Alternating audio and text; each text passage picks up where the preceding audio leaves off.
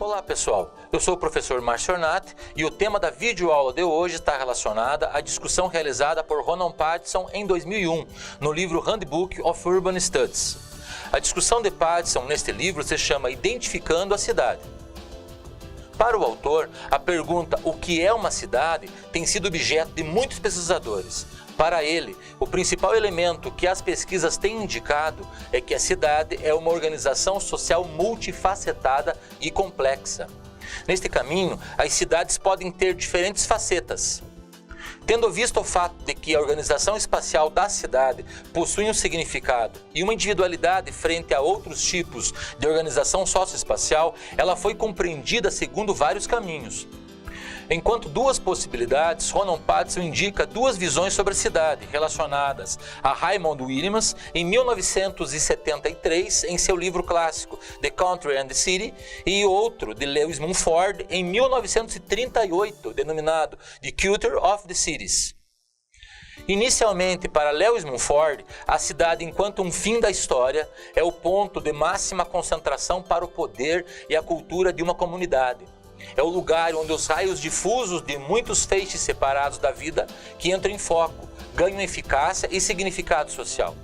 A cidade é a forma e o símbolo de relações sociais integradas.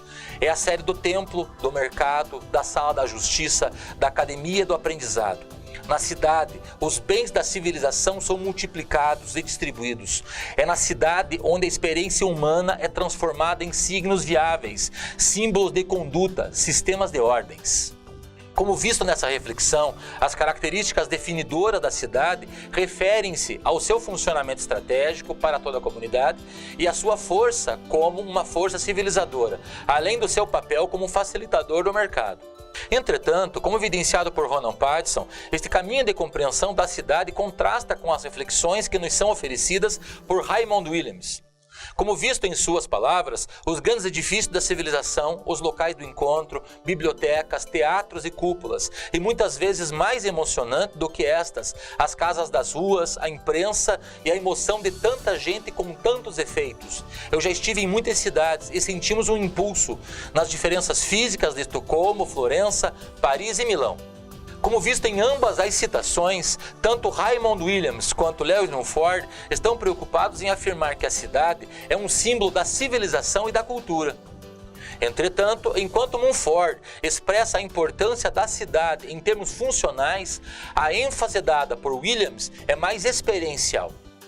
De forma geral, as três propostas de Ronan Pattison de se pensar a cidade se referem a 1. Cidade e linguagem cotidiana, 2. Urbano enquanto um modo de vida, e 3. Cidade e experiência social. Inicialmente, no que se refere à linguagem cotidiana, o discurso popular desenha fronteiras nítidas entre o urbano e o rural, ou em outras palavras, o urbano é definível em termos daquilo que não é, ou seja, o rural.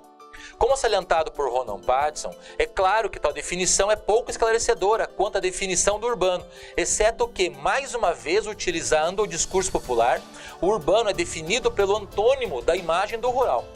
Tal diferenciação sustenta-se no fato de que ambientes urbanos e rurais são fundamentalmente diferentes, justamente pelo fato de que suas espacialidades são diferentes, suas organizações espaciais são distintas. Portanto, o que marca a cidade é a densidade de pessoas, atividades econômicas, atividades culturais e de lazer. No que se refere à segunda possibilidade, do urbano enquanto um modo de vida, como tratado por Ray Paul em 1970 no texto De Quem é a Cidade? Em sociedades altamente urbanizadas, o urbano está em toda parte enquanto um modo de vida, no sentido da existência de uma sociedade urbana e rural. Segundo Ronan Pattison, há outras definições do que poderia ser a cidade. Uma delas está relacionada à publicação de Louis Hurt em 1938, denominada Urbanismo enquanto um modo de vida.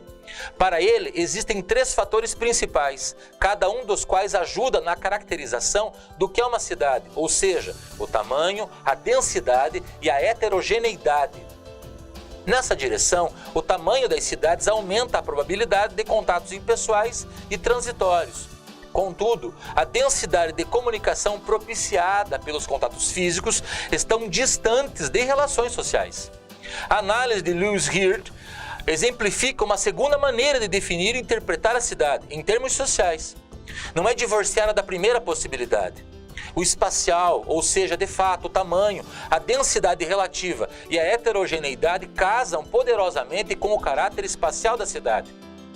Um terceiro caminho pioneiro da análise da cidade é baseado no poder da narrativa que norteia a ação social, informando os conceitos e a experiência da cidade. Contando histórias, como demonstra Ruth Finnegan, livro lançado em 1998 sob o título Contos da Cidade, um estudo da vida narrativa e urbana. Ruth Finnegan, usando o exemplo de Milton Keynes, uma nova cidade ao norte de Londres, afirma que esta tem muito a nos dizer sobre a cidade, não apenas na forma como ela foi planejada, mas também na forma como ela é diferentemente vivida pelos seus cidadãos, nas múltiplas leituras da cidade como um texto.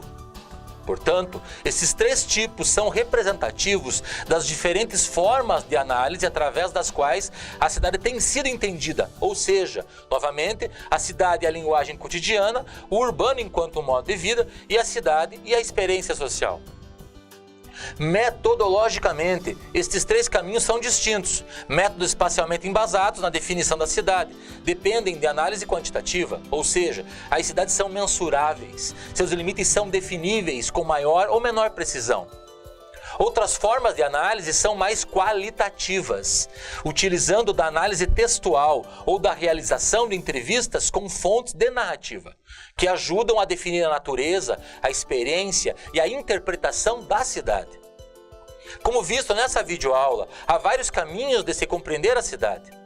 De forma geral, nenhum deles é exclusivo ou melhor, em detrimento de outros caminhos. Cada caminho de compreensão da cidade está relacionado à pergunta que estamos fazendo para esta organização espacial específica. Penso que, de forma geral, o que essas pesquisas têm apontado é aquilo que Roberto Lobato Corrêa afirma no livro Geografia, Conceitos e Temas.